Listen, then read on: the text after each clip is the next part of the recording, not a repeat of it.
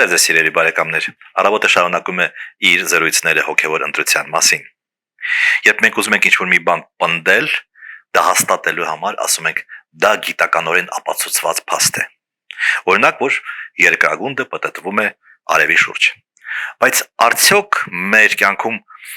մենք առաջնորդվում ենք միայն գիտականորեն ապացուցված փաստերով։ Կարող ենք օրինակ ասել, գիտականորեն ապացուցված է, որ մայրը սիրում է իր որդուն, կամ որ այս մարդը զոհվել է հանուն հայրենիքի։ Ինչ է այդ ամենի մասին ասում Սուրբ Գիրքը։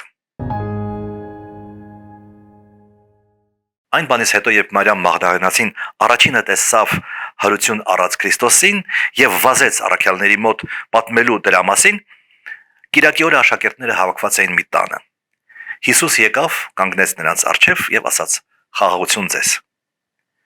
Ահա Սիենացի 13-րդ դարի վարպետ Դուչոյի,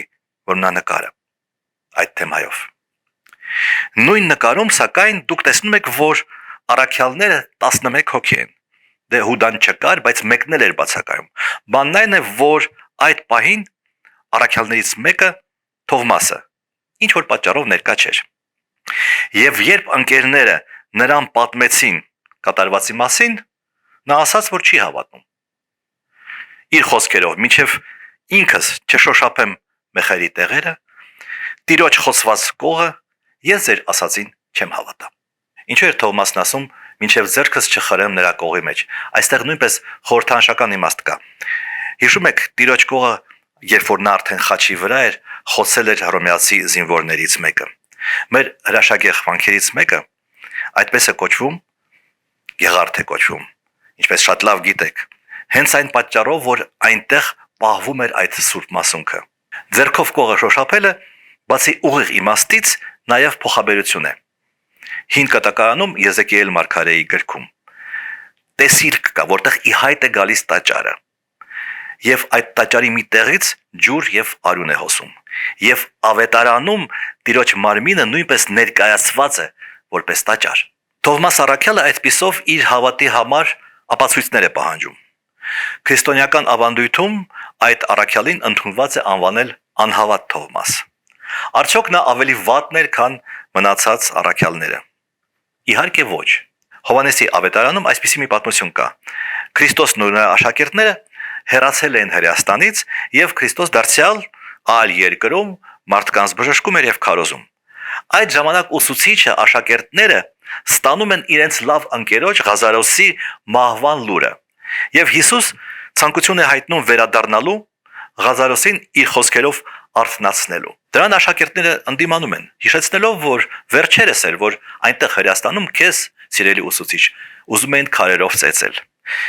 Ինչին Քրիստոսը պատասխանում է, որ պետք է քայլել ոչ միայն օրը ցերեկով, այլև գիշերով, այսինքն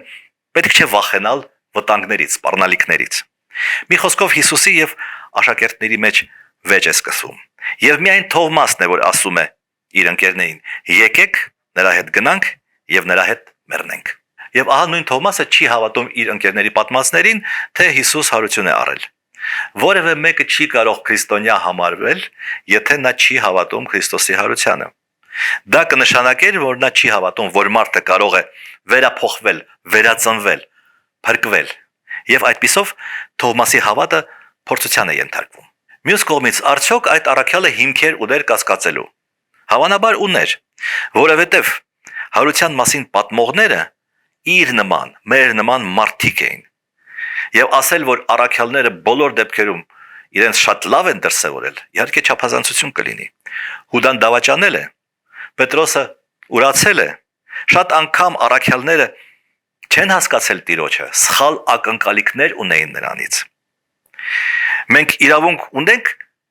չհավատալու ցանկացած մարդու ասածներին։ Իհարկե ունենք։ Ինչպես 17-րդ դարի հանճարեղ գիտնական եւ աստվածաբան Բլես Պասկալն է ասել. ես հավատում եմ միայն այն վկաներին, որոնք պատրաստ են իրենց վիզը կտրել։ Այդ չհավատալու դրվագից 8 օր հետո Քրիստոսը նորից գալիս է իր աշակերտների մոտ եւ այս անգամ Թովմասը ներկա էր։ Հիսուսն ամենևին չի սերտնեղում առաքյալի կասկածներից, ասում է. տես իմ ձեռքերը, մեխերի հետքերը, բեր քո ձեռքը եւ մտցրու իմ կողի մեջ։ Այսինքն Ուզում էիր համոզվեիր, խնդրեմ, արի համոզվիր։ Այդ սյուժեն կերպարվեստում բավականին տարածված է, առավել հայտնին թերևս վերածննդի շրջանի ամենանշանավոր վարպետներից մեկի Կարավաջոյի կտավն է։ Հիսուս թույլ է տալիս շոշափել իր կողը եւ հետո ավելացնում է. անհավատ մի եղիր, եղիր հավատացյալ։ Թոմասը պատասխանում է շատ կարճ. Տեր իմ եւ Աստված իմ։ Առաքյալի համար ընդհանրապես մարդու համար չհավատալը փորձություն է, տառապանք է։ Եթե նա նույնիսկ չի գիտակցում, որ դա տառապանք է։ Բայց Հիսուս եկել էր Թովմասին եւ ամբողջ մարդկությանը ասելու, որ նրա տառապանքը, Քրիստոսի տառապանքը, հենց նրա համար էր, որ մենք հավատանք։ Այդ պատմության վերջում Քրիստոս ասում է. դու ինձ տեսար, հավատացիր, երանի նրանց, ովքեր չեն տեսել, սակայն կհավատան։ Կամ ինչպես գրել է 13-րդ դարի մեր նշանավոր վարդապետ Հովհաննես Երզնկացին, ով հավատա ըստ տեսանելու, դեռ անկատար է, եւ ով հավատա առանց տեսանելու, ահա կատարյալ է նրա հավատքը։ Իրականում մենք իհարկե հավատում ենք, նվիրվում ենք որոշակի բաների, որոնք չենք կարող տեսնել, չենք կարող մատներով շոշափել, այսպես ասած։ Օրինակ, շոշափելի չեն արդարությունը, ճշմարտությունը, համոզմունքները, սկզբունքները, բայց դրանք իրականում շատ հաճախ փոփոխական են, անցողիկ են, եթե չկա առանցքը, որին դրանք պետք է բոլորը կապված լինեն։ Եվ այդ առանցքը Աստվածն է, որը մեզ համար շոշափելի եւ տեսանելի չէ, որը ոչ մի բանով պայմանավորված չէ, սահմանափակված չէ ժամանակով եւ տարածությամբ։ Պետք է արդյոք դրան հավատալ, թե անհրաժեշտ է ապացույցներ փնտրել ֆիզիկական կյանքում։ Ընտրությունը մերն է։